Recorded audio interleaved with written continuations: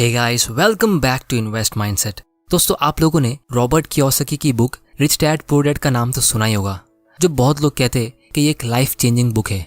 लेकिन रॉबर्ट ने इसका पार्ट 2 भी लिखा है, जो ये बुक है rich dad's cash flow quadrant guide to financial freedom. और मैंने नोटिस किया है कि बहुत लोगों ने रिच डैड पुअर डैड तो पढ़ी होती है, लेकिन वो इस बुक को मिस कर देते हैं। और मेरे हिसाब से ये भी एक बहुत ही इंपॉर्टेंट बुक है, क्योंकि ये बुक से हमें रॉबर्ट डिटेल्स प्रोवाइड करते हैं कि कैसे हम अपनी फाइनेंशियल लाइफ को इम्प्रूव करके फाइनेंशियल फ्रीडम हासिल कर सकते हैं। तो चलिए इस बुक के इंपॉर्टेंट और टाइमलेस लेसन्स को मैं आपके साथ शेयर करता हूँ, और मैं गारंटीड कह सकता हूँ कि आपको इस बुक से बहुत ज़्यादा वैल्यू मिलने वाली है। तो चलिए शुरू करते हैं। उससे पहले अगर आप इस चैनल में नए हो तो आप ये चैनल इन्वेस्ट माइंडसेट को सब्सक्राइब कर सकते हो और बेल आइकन को प्रेस कर देना, ताकि आप ऐसे इंपॉर्टेंट वीडियोस मिस ना कर दो।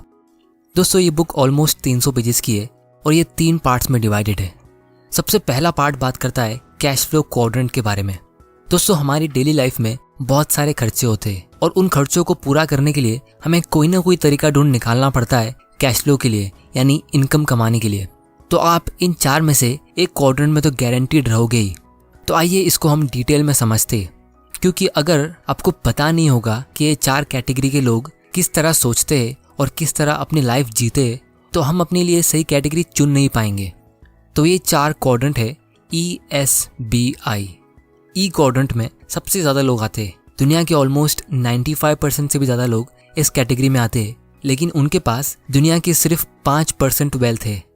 ये लोग वो है जिनके पास जॉब्स है और इनकी लाइफ का प्राइमरी फोकस होता है जॉब सिक्योरिटी। दोस्तों, इस कैटेगरी में सबसे ज़्यादा लोग इसलिए होते हैं क्योंकि हमें बाय डिफ़ॉल्ट बचपन से इसी कैटेगरी के लिए तैयार किया जाता है। पेरेंट्स हमेशा हमें यही एडवाइस देते हैं कि बस ग्रेजुएशन कर लो या फिर इंजीनियरिंग कर लो, थोड़ा और पढ़ लो, एक और डिग्री ले लो, फिर तुमको एक सिक्योर्ड जॉब मिल जाएगी, बहुत सारी बेनिफिट्स वाली, और तुम खुशी खुशी अपनी लाइफ जी सकते हो। और इसीलिए ये कैटेगरी के लोग सिर्फ एक ही इनकम के सोर्स पे डिपेंड होते हैं, वो होती है उनकी सैलरी। ऑथर के हिसाब से ये कैटेगरी में रह के अमीर बनना बहुत ज़्यादा मुश्किल है, क्योंकि शुरुआत में आपकी सैलरी बहुत कम होती है, तो आपकी सेविंग्स उतनी होती नहीं है और लोगों के डिज़ायर्स बहुत ज़्यादा होते हैं।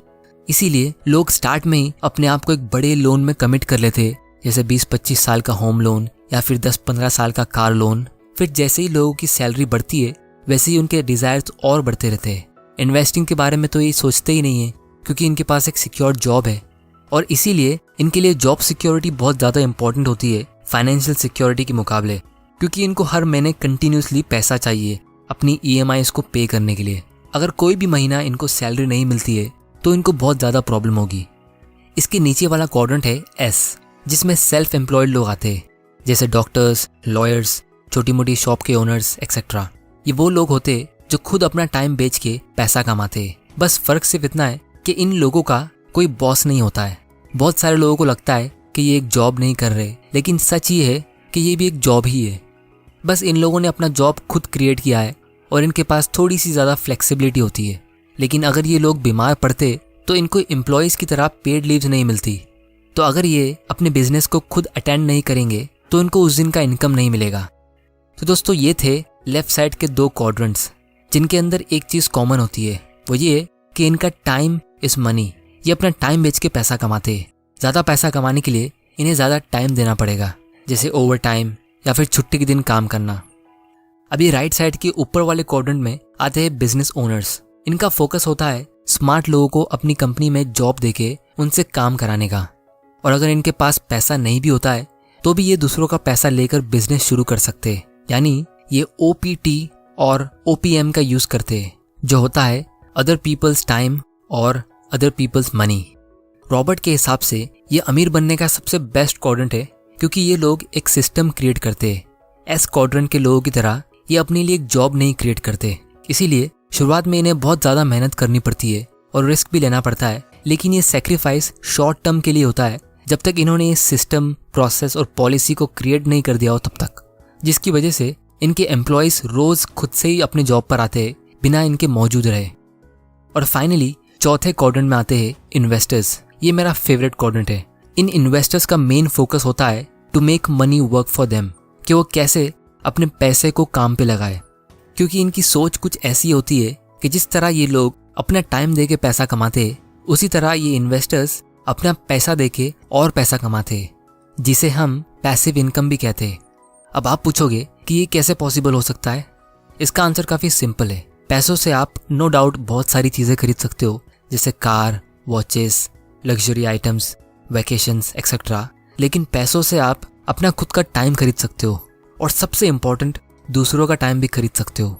यानी आप लोगों को रेंट पे ले सकते हो, जिसकी वजह से हमें किसी और को अपना टाइम बेचना नहीं पड़ेगा और हम एक्चुअली में आज़ाद रहेंगे, जिसे हम कहेंगे रियल फाइनेंशियल इंडिपेंडेंस। तो बेसिकली ये लेफ्ट साइड के लोग एक्टिवली काम करते हैं और इनकी इनकम इनको तभी मिलती है जब तक ये एक्टिवली काम कर रहे हैं, जिसको हम एक्टिव इनकम कहते हैं। और अगर ये कैटेगरी के लोग राइट साइड में आने की कोशिश नहीं करेंगे तो चांसेस है कि ये लाइफ टाइम काम करते रह जाएंगे। जैसे दुनिया के सबसे अमीर इन्वेस्टर्स में से एक वॉरेन बफे कहते हैं, if you don't find a way to make money while you sleep, you will have to work until you die. क्योंकि हमारे पास दिन में कितने घंटे होते? 24। और उसमें से हम कितने घंटे काम कर सकते? 8, 9, 10 या 12। तो अगर आप ये लेफ्ट साइड की 2 कैटेगरी में हो तो आप एक लिमिटेड पैसा कमा सकते हो, और अगर आपको ज़्यादा कमाना है तो आपको ओवर टाइम करना पड़ेगा, लेकिन वो भी आप एक लिमिट तक कर सकते हो। तो ये साइड की लोगों की लाइफ टाइम की इनकम का ग्राफ कुछ ऐसा होगा। लेकिन अगर आप ये राइट साइड में आते हो तो आपकी इनकम ऐसी हो सकती है। तो चलिए आगे बढ़ते हैं और इस बुक के इम्पोर्टेंट लेसन्स को हम सीखते हैं। Lesson number 1, changing quadrants. दोस्तों, दुनिया के सबसे ज़्यादा लोग इन 2 कैटेगरी में क्यों आते हैं? क्योंकि हमें इस चीज़ के लिए स्कूल और यूनिवर्सिटी से तैयार किया जाता है। आप कोई भी कॉलेज में जा सकते हो, आपको स्पून फीड किया जाएगा, आप 1 या 2 डिग्री हासिल कर लोगे, जिससे आपको कोई ना कोई जॉब तो मिल ही जाएगा। लेकिन ये राइट साइड के लिए आपको कोई डिग्री नहीं मिलती। इसीलिए इसमें एक्सपर्ट बनने के लिए आपको सेल्फ लर्निंग करनी पड़ेगी, क्योंकि कोई भी आपको स्पून फीड नहीं करेगा इसमें। और उसके लिए आपको अलग तरीके से सोचना शुरू करना पड़ेगा, आपको अपने पूरे माइंडसेट को चेंज करना पड़ेगा। और उसके लिए मैं आपको एक बहुत ही इंटरेस्टिंग बात बताता हूँ। आपको एक अच्छा बिजनेसमैन या फिर एक इन्वेस्टर बनने के लिए कोई भी डिग्री नहीं चाहिए, लेकिन आपको उस बिजनेसमैन या इन्वेस्टर के लिए काम करने के लिए डिग्री चाहिए। ये लाइन मैं नीचे कमेंट में लिख दूंगा ताकि आप इसे वीडियो के एंड में वापस पढ़कर थोड़ा गौर कर सको। दोस्तों, रॉबर्ट के हिसाब से लोगों का नंबर 1 रीज़न जिसकी वजह से वो अपना क्वाड्रेंट बदल नहीं पाते वो होता है उनका फियर। क्योंकि ये लेफ्ट साइड की दोनों कैटेगरी में आपके इनकम का लॉस होने का चांसेस काफ़ी कम होता है, लेकिन ये राइट साइड में अगर आपका बिजनेस नहीं चला तो आपका पूरा टाइम वेस्ट हो जाएगा, और अगर आपके इन्वेस्टमेंट ने अच्छा नहीं किया तो आपकी मेहनत की कमाई के पैसे बर्बाद हो जाएंगे। और यही डर की वजह से बहुत सारे लोग जिंदगी भर इसी कैटेगरी में रह जाते हैं। और दोस्तों, उसकी एक वजह यह है कि हमें स्कूल में हमेशा यही सिखाया जाता है कि गलतियां करोगे तो पनिशमेंट मिलेगी, सबके सामने इंसल्ट हो जाएगी, और इसीलिए हम गलती करने से डरते। लेकिन रॉबर्ट के रिच डैड उन्हें ये कहते थे कि जब आपका पैसा खोने का डर और इन्वेस्टमेंट में फेल होने का डर बढ़ जाता है तो आप साइलेंटली जॉब सिक्योरिटी चुन लेते हो फाइनेंशियल सिक्योरिटी के बदले, और एक एवरेज लाइफ चुन लेते हो बिना उसके लॉन्ग टर्म डेंजर को समझे। समझदार लोग जानते कि लाइफ में अगर रिस्क नहीं लिया तो पूरी लाइफ रिस्की हो सकती है। इसीलिए आपको लाइफ में रिस्क और रिस्की का डिफरेंस पता होना ज़रूरी है। बिजनेस और इन्वेस्टमेंट में थोड़ा बहुत रिस्क तो है, लेकिन वो हमेशा रिस्की नहीं है। आपको उसकी नॉलेज नहीं है, वो एक्चुअली में रिस्की है। आपके पास इन्वेस्टमेंट को लेकर रॉन्ग नॉलेज है, वो और ज़्यादा रिस्की है। आप एक लाइबिलिटी खरीद लेते हो एसेट समझ के, वो उससे ज़्यादा रिस्की है।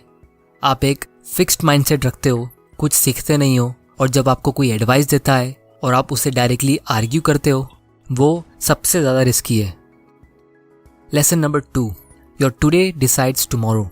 आपके रोज़ के डेली एक्शंस मैटर करते हैं। अगर आप रोज़ जंक फूड खाते हो तो आपको सरप्राइज नहीं होना चाहिए जब फ्यूचर में आपकी हेल्थ खराब होती है।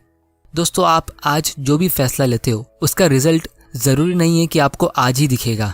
और अगेन, स्कूल की हम बात करें तो हमें एग्ज़ाम देने के 30 दिन के बाद रिजल्ट मिल जाता है। हमें इंस्टेंट रिजल्ट की आदत है, लेकिन रियल लाइफ आपको 30 साल के बाद भी रिजल्ट दे सकती है।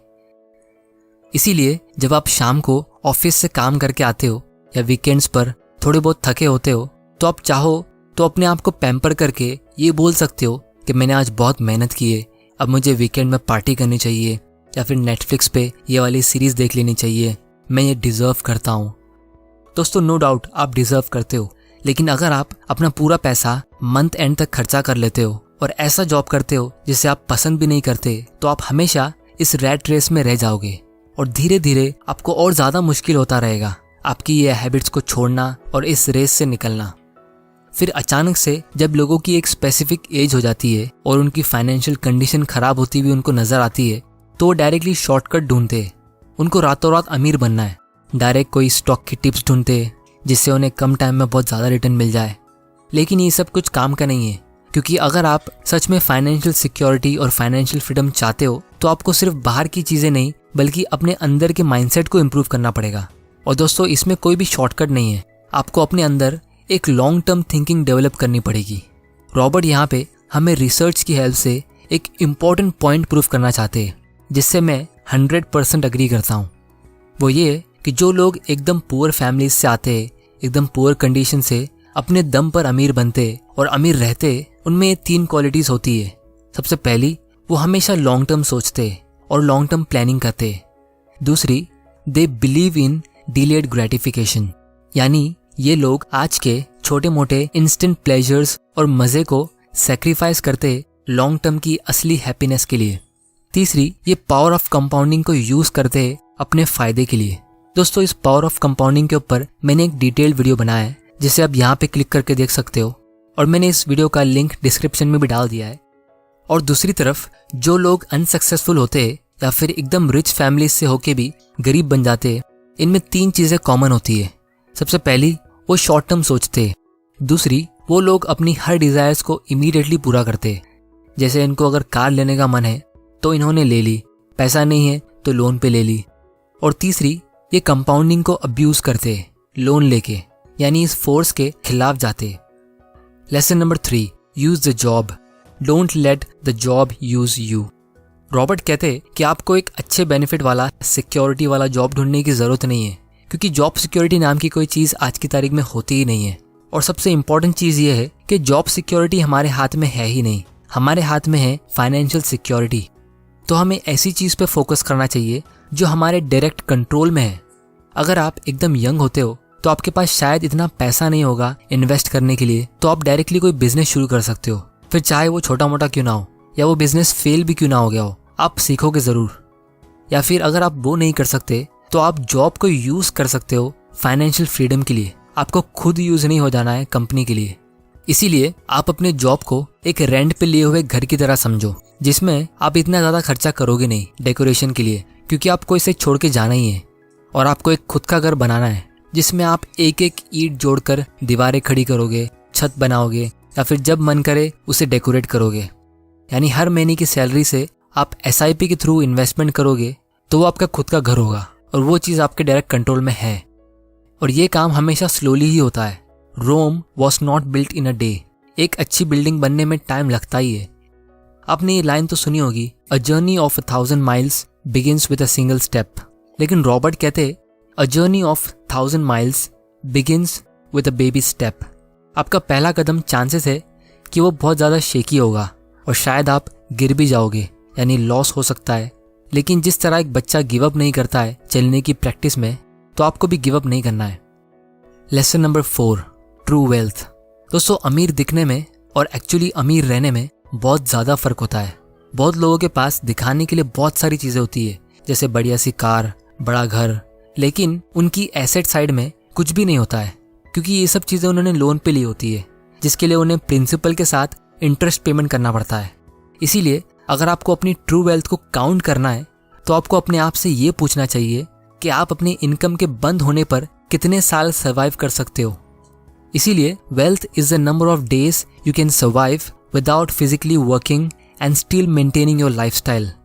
क्योंकि हो सकता है लोग दिखने में अमीर हो, उनके पास बड़ा घर है, बड़ी कार है और बहुत अच्छे अच्छे दिखने वाले कपड़े, लेकिन अगर उन्होंने ये सब चीज़ें खरीदने के चक्कर में कुछ भी सेविंग्स नहीं की और उनके बैंक में कोई भी सेविंग्स नहीं है, तो दिखने में वो अमीर ज़रूर लगेंगे। लेकिन उन्हें ये चीज़ समझनी चाहिए कि हमारे एक्सपेंसेस हमेशा रहेंगे, लाइफ लॉन्ग, लेकिन इनकम टेम्परेरी होती है, जब तक आप हेल्दी रहते हो तब तक। तो इसीलिए अगर आपको सच में अमीर बनना है तो आपको जल्द से जल्द ये लेफ्ट साइड से राइट साइड में शिफ्ट होना है, और आप ये लेफ्ट साइड को यूज़ कर सकते हो राइट साइड में सेटल होने के लिए। तो दोस्तों, फाइनली मैं सिर्फ इतना कहूँगा कि आप कितना पैसा कमाते हो वो इतना मैटर नहीं करता है, आप दिन भर में कितना मेहनत करते हो वो भी शायद इतना मैटर नहीं करता है, लेकिन आप अपने टाइम को कैसे स्पेंड करते हो और कितना इनकम अपने लिए रखते हो और वो कितना हार्ड आपके लिए काम करता है वो ज़्यादा मैटर करता है। तो दोस्तों आज की वीडियो में इतना ही। अगर आपको ये वीडियो पसंद आया तो इसे लाइक करिए, नहीं पसंद आया तो डिसलाइक करिए। और अगर आपने इस चैनल को सब्सक्राइब नहीं किया है तो जल्दी से कर लो, क्योंकि मैं प्रॉमिस करता हूँ आपके लिए ऐसे नॉलेजेबल वीडियोस लाता रहूँगा। आप मुझे कमेंट करके बता सकती हो कि मैं कौन सी टॉपिक पे अपना अगला वीडियो बनाऊँ। आपका वैल्यूएबल टाइम देने के लिए thank you and good bye.